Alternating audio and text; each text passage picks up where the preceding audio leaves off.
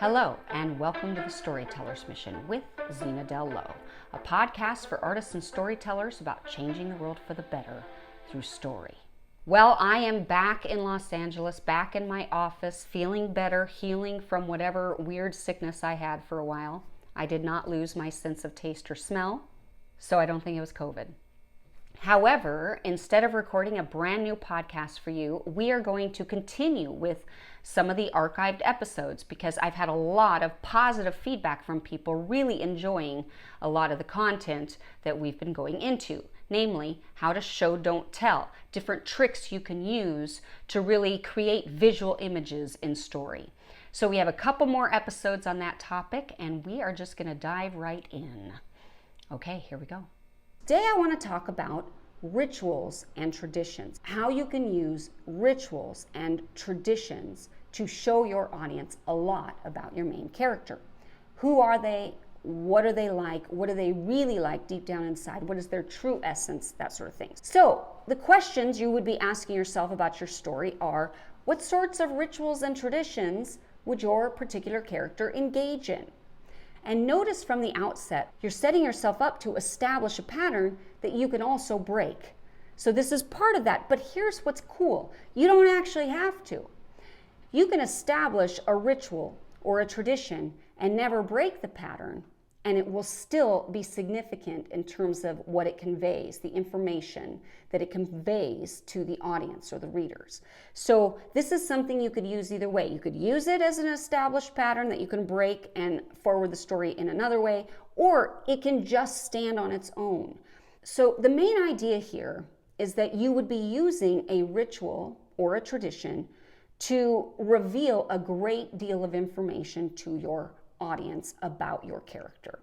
Because we glean a lot of significant knowledge from the rituals and traditions that a person participates in, do we not? For example, what can we assume about a character who goes to confession once a week, come hell or high water?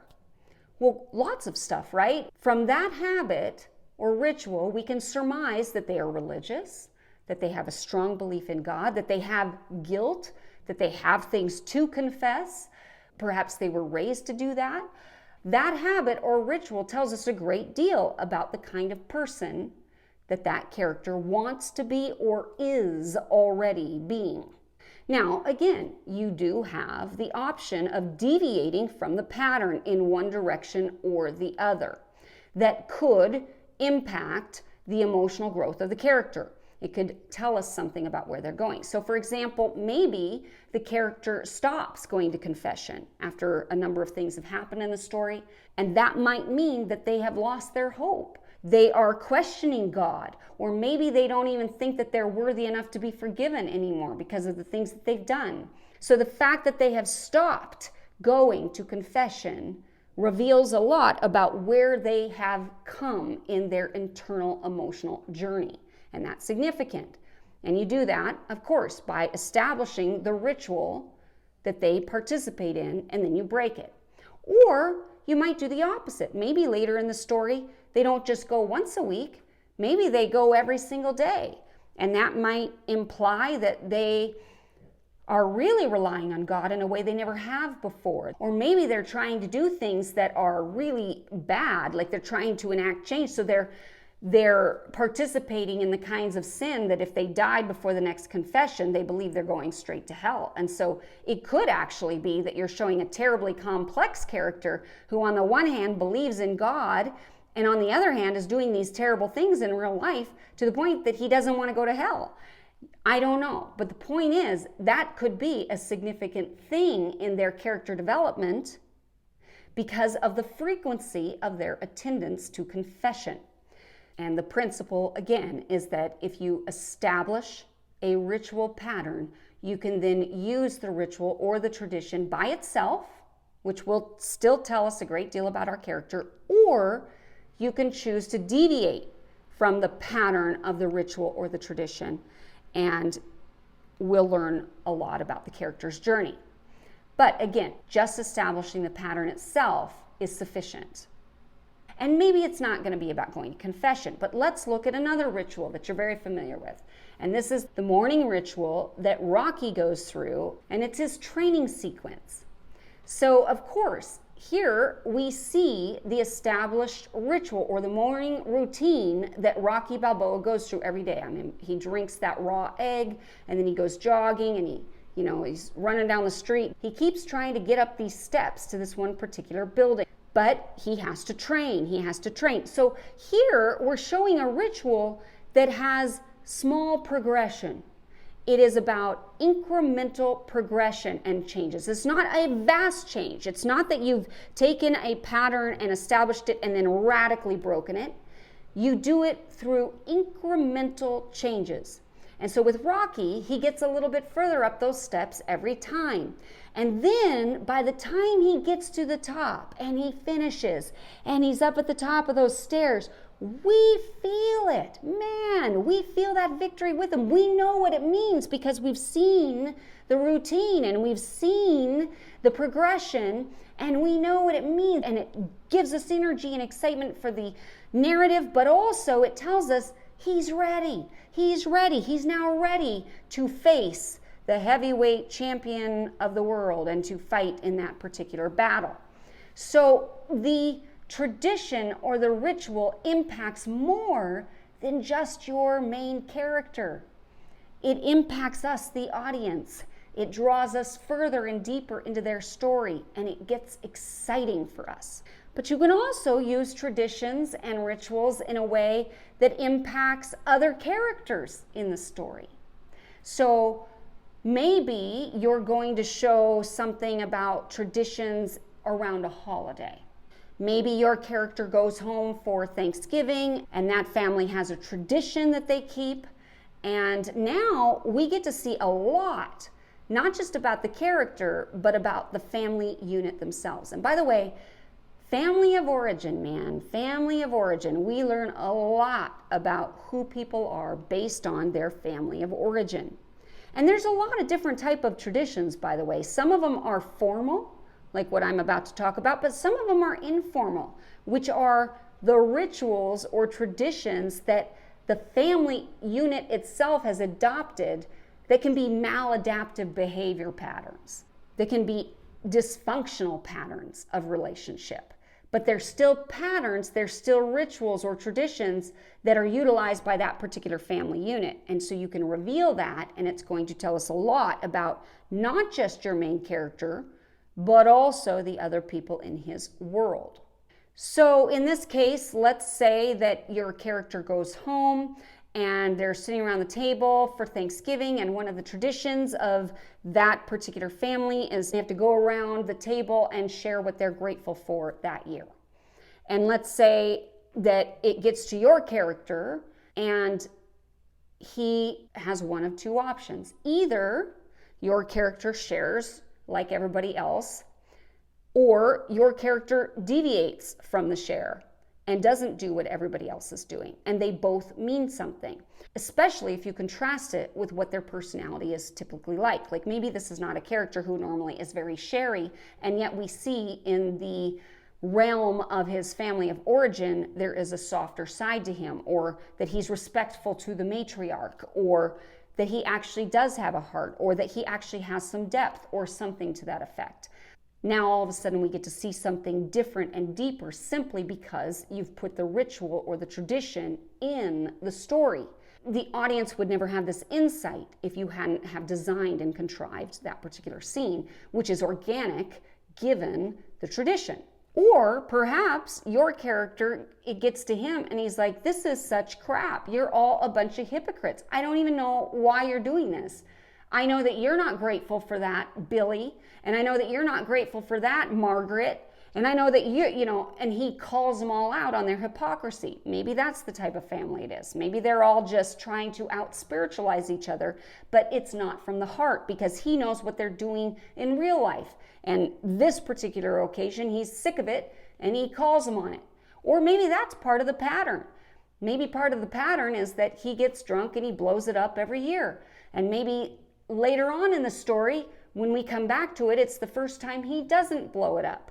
and that shows us growth. I mean, there's just so many things that you can do to use the tradition of the family to show internal emotional growth and or to show relationships and the types of people that the other characters are that are in your main character's orbit. So utilizing traditions and rituals in your story are very important. But notice also there's a lot of fun things that you can do because of visuals. And now those visuals take on meaning too, because visuals become a part of the tradition. A ritual naturally has built into it certain visual images or visual cues that are necessary in order to communicate what that ritual is. So it's storytelling on another level. You're thinking about all those things at once, and you're able to utilize that to truly reveal a change in your character's world, his internal emotional state, his growth, his relationships, all those things. It's a fabulous, fabulous tool. So I've been breaking down different ways, various techniques that you can use to actually do this well. We're going to talk about something really great. It helps you understand character actions, it helps with visual cues, but it also just accomplishes so much in terms of forwarding your story, and it certainly is a primary show don't tell technique. And what I'm talking about is establishing a pattern and then breaking it. So this came up recently in one of my clients' screenplays. So during the opening sequence, he shows the character wearing VR goggles and dressed in a complete suit and standing in this spotlight of white in his apartment. And when he's playing the video game as the character, he's actually submerged into the fake world of the computer game. So his avatar does everything that he does in real life and that sort of thing. Okay, so what the author wanted to show right away in the opening sequence of his story was that his character had played this game 1,000 times, and he knew exactly how it would go, and this character would play the game because it was a comfort to him personally. But in that opening sequence, the author wanted to show that the game diverges from the norm. Something happens that is different than the 1,000 other times that the character has played this game. But the problem was, as I pointed out, how will the audience know that the game has diverged from the normal way it's supposed to play out? Because we, the audience, we've never seen it play out before. We don't know what it's supposed to be. So how will we know that the game diverges and what a big deal it is that it does? How do we show that to the audience? Well, the solution is that we have to somehow establish the pattern before you can break it. You have to establish the pattern before you can break it. You have to show us what the norm is, and then you can break it. And then when you break the pattern, here's what happens. It means more. It means something. And this applies to other areas of your story as well. Like, for example, if you show two characters that are in a relationship, you establish the pattern of their relationship.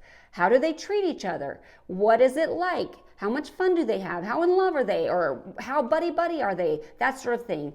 You establish the norm, and then later you break the pattern, and bam, it takes on meaning. All of a sudden, we are witnessing and seeing growth or change or a rift or whatever the case may be. We're seeing something significant happen in the life of the character simply because of a deviation from the norm. When any character deviates from a previously established pattern, it's a major development in the story. And it gives us more momentum moving forward. It puts energy into the narrative. It excites us, the audience, because we know that something exciting is happening. We can feel the story moving forward. So there's a couple of great examples of this.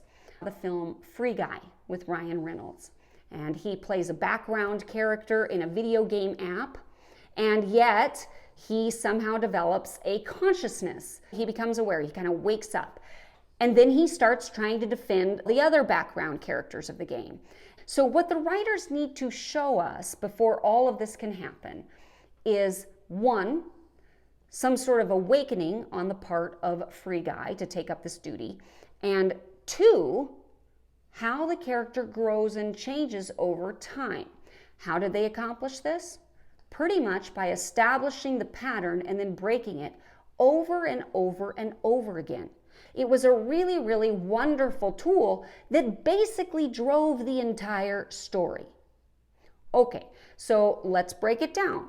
We started at the beginning where we saw Ryan Reynolds' character, the free guy. He wakes up in his apartment and he talks to his goldfish, and then we see him go into the coffee shop. He orders the same coffee, says hi to the other people in the coffee shop, and then he goes into work. He works at a bank and his BFF is there, and they have a conversation that we're led to understand is a conversation they always have. So we know that this is part of the norm, the established routine.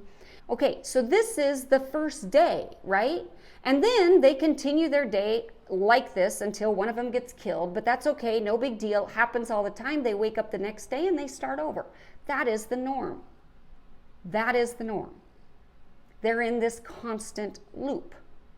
But then one day something happens which rocks his world and changes the story. And on this particular day, his character is walking down the street and he sees the woman of his dreams, and it triggers something in him. It awakens something in him, something that he's never actually had happen before, a longing that he's never fully had or experienced, and it starts changing things. But it doesn't happen all at once.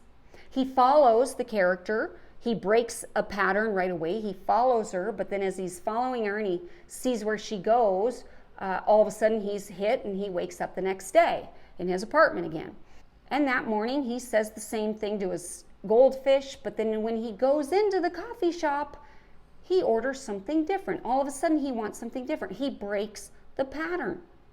And in that moment when he asks for something different, everybody else in the coffee shop looks at him.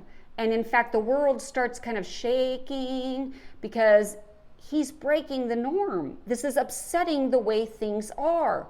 Sort of like, it isn't right.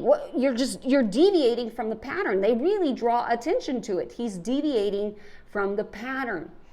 So you need to establish the norm. You need to establish the pattern before you can break it. But when you do that, breaking the pattern can show significant growth on the part of the character.